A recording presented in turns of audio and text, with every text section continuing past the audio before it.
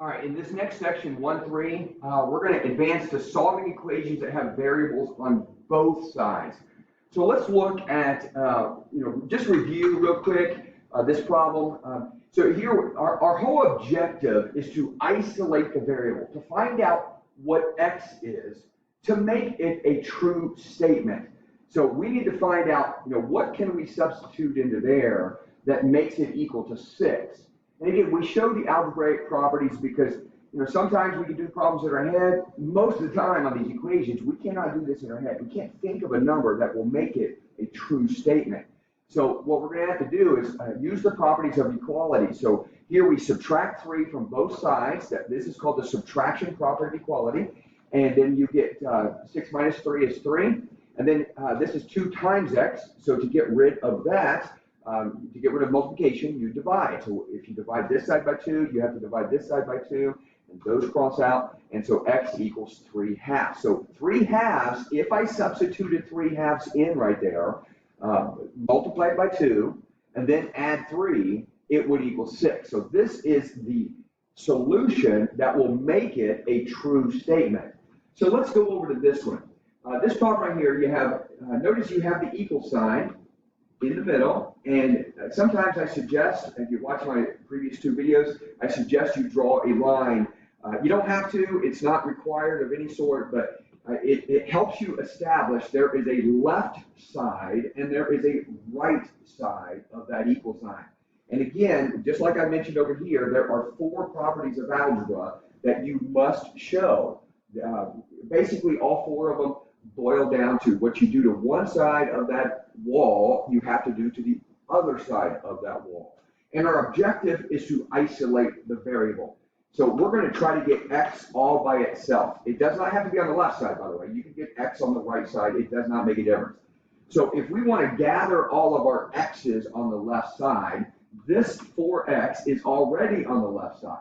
So, but this x over here is not. So to get rid of a positive x, we're going to minus x. And if we minus x on that side of the wall, we're going to minus x on that side.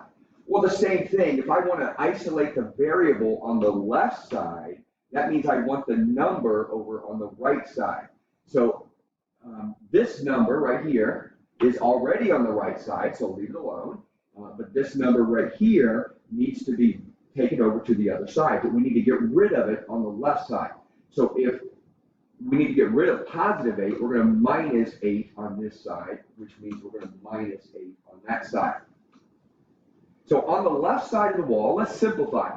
Well, these positive 8 and negative 8s cross out, and then I can combine my x's together. 4x minus x is 3x. On the right side of that wall, x minus x, those cross out, and all I have is negative 3 minus 8, which is negative 11. Now I need to, again, I'm advancing toward the step. The ultimate goal is to isolate the x. So this is 3 times x, so I need to get rid of the 3. Well, to get rid of times 3, I need to divide by 3, because those will end up canceling out. So, but if I divide 3 on that side of the wall, I need to divide 3 on that side as well. Those cross out, and notice the only thing left over is x. That's what I want. And then, so the answer is negative 11 thirds. Again, this answer is the correct answer that will make it true. So if I substituted negative 11 thirds into both of those x's, if I'm checking my answer, if I substituted negative 11 thirds into both of those x's, then the left side of that wall will equal the right side of the wall. That is the answer that will make it true. So let's look at it at a little bit faster pace. So if we start doing these problems to solve it, well, on the left side, there's nothing to do. On the right side, I can use the distributive property. So this is 2 times x, which is 2x, and 2 times 3, which is 6. And notice the subtraction sign. All right, so again, the same idea. You have the wall, the equal sign. You can draw the equal sign, the wall on the equal sign if you want. But the whole objective is to isolate the x. Again, it does not make a difference which way you take the x to. You can take the x's to the left side, or you can take the x's to the right side. On this particular problem, I'm going to take the x's to the right side. So let me go ahead and draw that wall. Just one more problem here, just so you can see the procedure. I'm going to actually take the x's to the right side. So I'm going to add 4x to both sides. Again, I'm adding just because this is a subtraction. That's a negative 4x. So I'm going to add 4x to cancel that out on that side. Again, on this problem, I'm choosing to bring my x's to the right side. So I'm going to add 4x to both sides. And if I'm bringing my variable to the right side, that means I need to take the numbers to the left side. So this I'm going to leave alone, but I'm going to get rid of the subtract 6. Well, to get rid of the subtract 6, I'm going to add 6 to both sides of that wall. So on the left side of that wall, the x's will cross out, and I have all my numbers. On the right side of the wall, the numbers will cross out, and I have all my x's. Now, let me pause real quick. Notice I have a positive 6. And that's the reason why I chose to take the x's to the right side. Because I think it's easier, I think we make less mistakes if we end up with a positive x. So you kind of have to think ahead, like which side should I take my variable to that will make it positive. I think that's the best way to do the problem to avoid a possible mistake. All right, so here, again, we're trying to get x by itself, so we need to focus on this. We need to get rid of that 6 times x, so we're going to divide by 6. And if we divide that side by 6, we have to divide this side by 6 as well.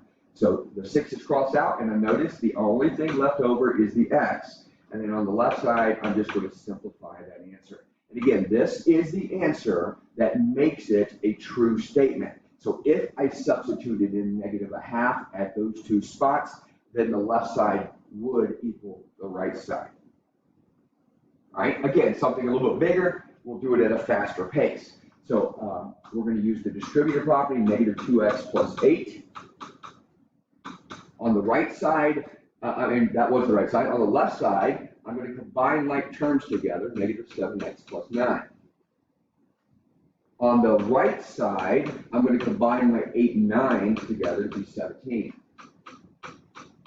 And then again, choose which side you want to take the variable to. It does not make a difference if you choose to take it to the left or to the right.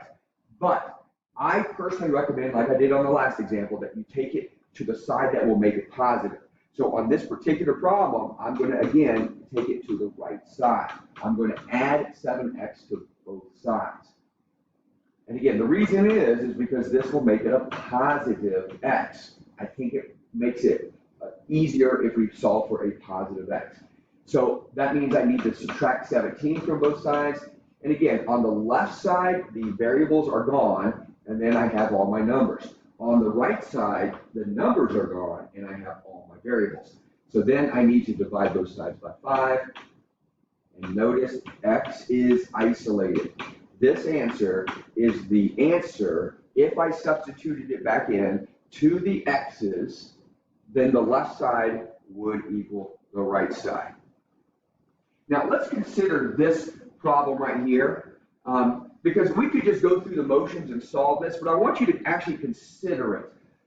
Like what would actually make it true? And I want to show you something just so you get the idea of how this is actually created. Like if I gave you x equals x, and if I ask you, well, what value would make that true? Well, think about it. If x is 5, let's just say x is 5. Well, then x is 5, and see, it's true. So 5 works. 5 is the answer. But so does 4. 4 works. So does, just about anything that I mean, not just about anything I put in there, even if I put 0, I mean, it works. So x actually would actually work for every single problem. So literally, this would be x has every solution. So x is all real numbers.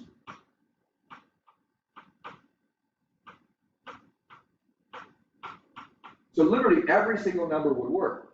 So the idea behind this, let's say if I added x plus 1. In other words, I'm adding 1 to both sides of the equation. And let's say I multiply everything by 2.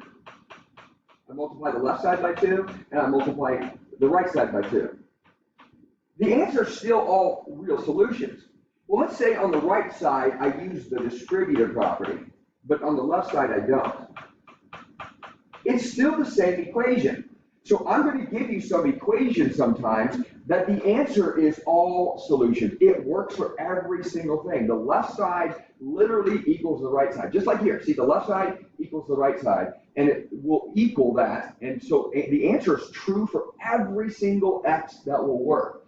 So notice on the right side of the equation, if I use the distributive property, I get 4x plus 6. And notice on the left side, I have 4x plus 6. So this is absolutely true for every single answer. So literally you would say x is all real numbers or all real solutions. If I started solving it, by the way, if I started solving this, then all my x's will be gone, and notice I get a true statement. Or even if you minus 6 from both sides, you're going to get 0 equals 0. I mean, you're going to get a true statement because it works for every single answer. Now, let's consider this. If I use the distributive property,